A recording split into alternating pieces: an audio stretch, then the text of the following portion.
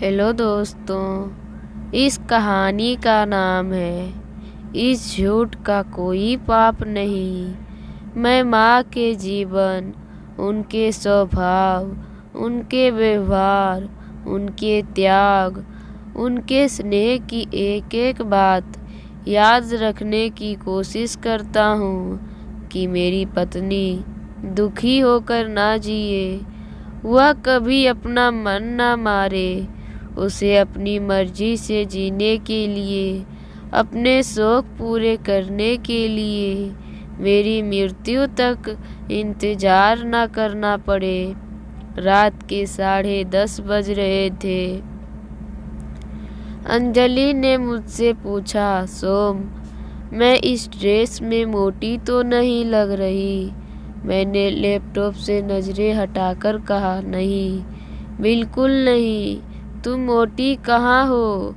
अंजलि के चेहरे पर मुस्कान की लहर दिखाई दी। सच कह रहे हो? कल किटी है ना, मेरी सहेली शाम को आ रही है। मैंने लैपटॉप एक तरफ रख दिया, उसके पास खड़े होकर उसे चारों तरफ से देखा और प्यार से कहा, अंजू, बहुत अच्छी लग रही हो, परफेक्ट फिगर है तुम्हारा।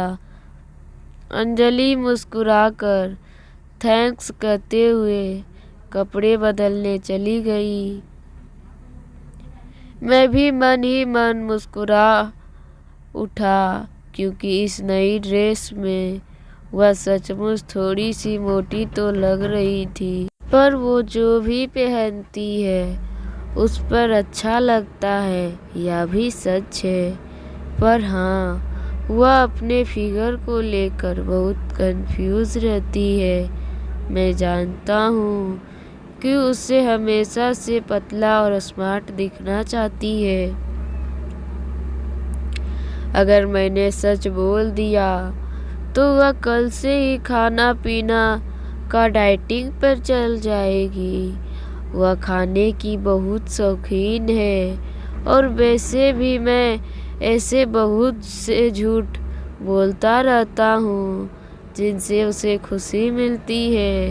इतना क्या सत्यवादी हो जाओ कि अपनी ही पत्नी का दिल दुखाऊं? ना, यह मुझे नहीं होता। मैं कोई झूठ नहीं हूँ। सोचते हुए मैंने बच्चों के बेडरूम में झांका।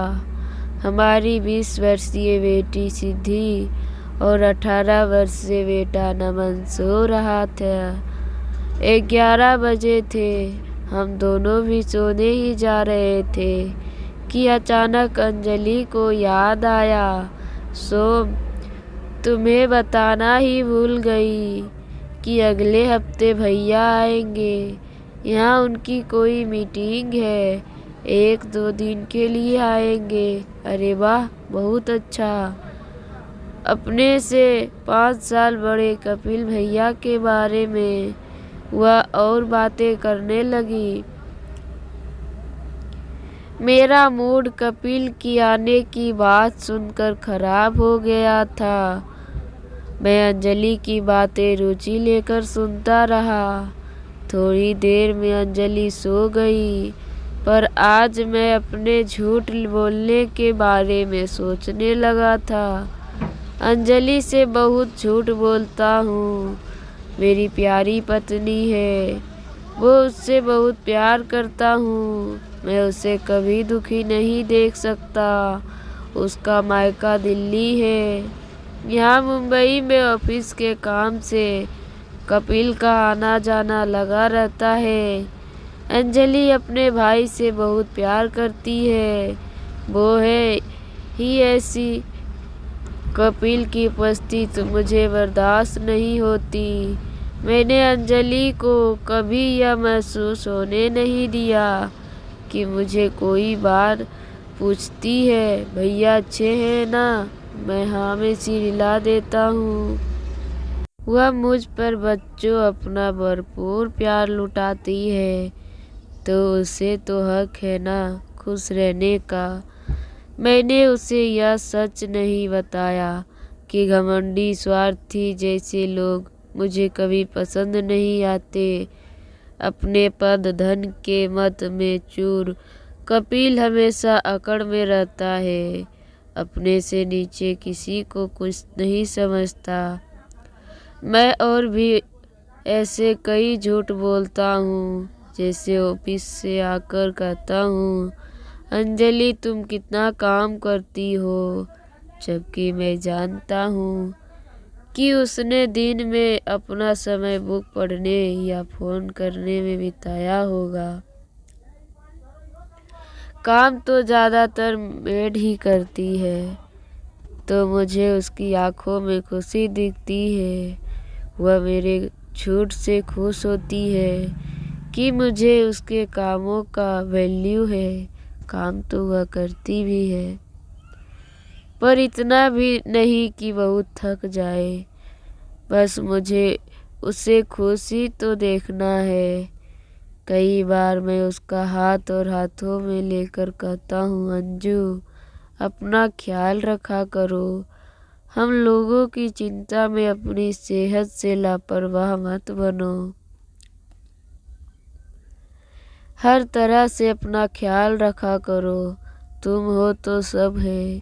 मेरी इस बात पर वह खुश होकर सर कंधे पर टिका देती है और मुझे मन ही मन अपनी बात पर हंसी आ जाती है, क्योंकि मैं अच्छी तरह जानता हूँ कि वह अपना बहुत ध्यान रखती है। सुबह शाम सैर पर जाती है, हर महीने पार्लर जाती है, सहेलियों के साथ किटी पार्टी एंजॉय करती है। वीकेंड पर हम लोग मूवी देखने जाते हैं, बाहर खाते पीते हैं। हमारे बच्चे भी बहुत अच्छे हैं, उसे परेशान नहीं करते।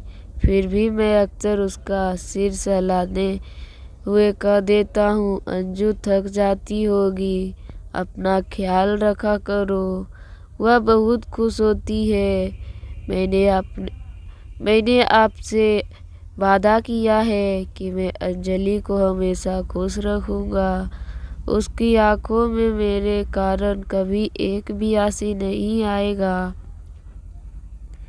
यह सिर्फ मेरा दिल ही जानता है, या मेरी स्वर्गवासी माँ। मेरे इन सब झूठों के पीछे मेरी माँ के अनगिनत आंसू ही है जो मुझे सिर्फ मैंने देखे हैं। मुझसे 2 साल छोटी मीनू, फिर उससे छोटा सोनू। पिताजी सावंतवादी सोच के बनारस की घमंडी सरकारी अधिकारी थे। वे हमेशा पत्नी की पैर की जूती समझने वाले पुरुष थे। हम बच्चों के सिर पर उन्होंने कभी स्नेह भरा हाथ नहीं रखा। शायद बड़ी संतान होने के कारण मैं माँ के बहुत करीब था। माँ के बिना कुछ कहे ही उनके सुख दुख महसूस करने लगा था। माँ को पिताजी ने कभी सम्मान नहीं दिया। हमारे कम हैसियत ननिहाल से कोई आता तो बिना अपमानित हुए ना जाता। ननिहाल से किसी के आने की खबर सुनकर ही माँ तनाव में आ जाती थी।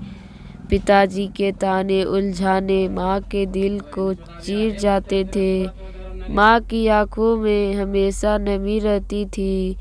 एक नौकर की तरह माँ पिताजी के आगे पीछे घूमती थी, और माँ यह शब्द मन में दोहराते ही मेरी आंखें भीगती चली जाती है। पिताजी का अचानक हृदय गति रुकने से देहांत हुआ तो माँ रो रो कर बेहाल हो गई थी। उन्हें दम हम 3 भाई बहनों ने मुश्किल से ही संभाला था। मुझे मुंबई में अच्छी नौकरी मिल गई थी। माँ सोनू मीनू के साथ बनारस में ही रहती थी। मैं मुंबई चला गया। धीरे धीरे पिताजी के जाने के बाद माँ को अपना खेल से निकलते हुए देखा मैंने। माँ हंसने बोलने लगी थी। सबसे बड़ी बात तो मुझे पता चली कि माँ को पढ़ने का बहुत शौक था। अब कभी कोई पत्रिका तो कभी उपन्यास पढ़ती थी। मैंने एक दिन हैरानी से पूछा था, माँ आप तो पहले कुछ भी नहीं पढ़ती थी।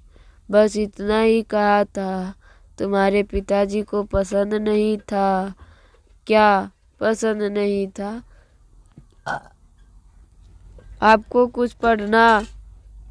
उनके क्लब, दोस्तों की महफिलों, उनके स्वभाव व्यवहार, उनकी आदतों से तो अच्छी आदत ही थी यह।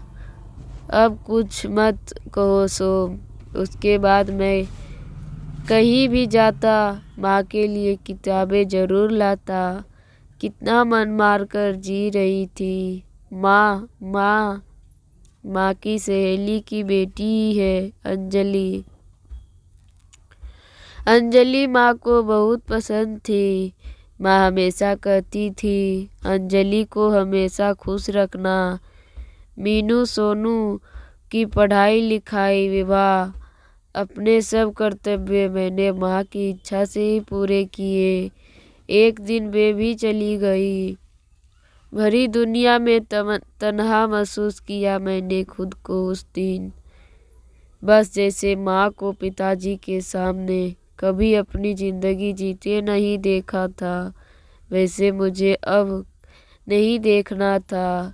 इसलिए माँ के जीवन, उनके स्वभाव, उनके व्यवहार, उनके त्याग, उनके स्नेह की एक एक बात को याद रख रही कोशिश करता हूँ कि मेरी पत्नी दुखी होकर ना जिए, वह कभी अपना मन ना मारे। उसे अपनी मर्जी से जीने के लिए, अपने शौक पूरे करने के लिए मेरी मृत्यु तक इंतजार ना करना पड़े। वे भी इंसान है, उसका भी जीवन है, उसकी भी खुशियाँ हैं।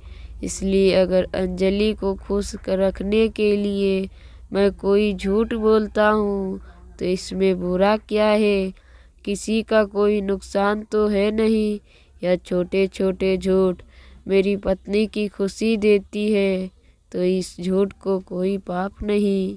धन्यवाद। अगर मेरी कहानी पसंद आए तो मेरे चैनल को सब्सक्राइब कीजिए। धन्यवाद।